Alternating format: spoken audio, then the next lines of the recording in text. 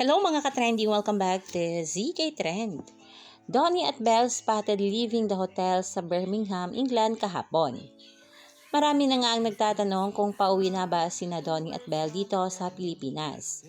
Kahapon, spotted sina Donnie at Belle leaving the hotel kasama si AC Bonifacio. Kita din dito na kasama ng Don Belle si Angeli Valenciano, tita nina nga ni Donato.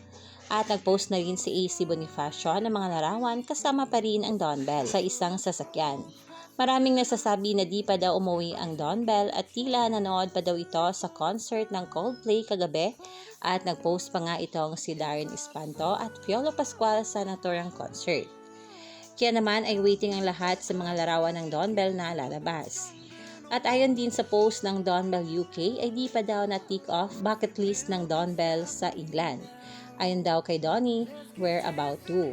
Na tila ba ay nagpapahiwatig ito na pupuntahan nila ang kanilang mga bucket list.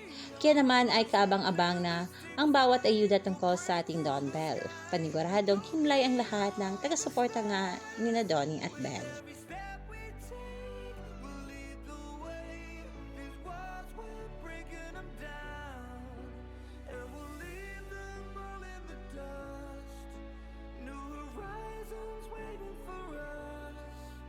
Because we were made to go beyond.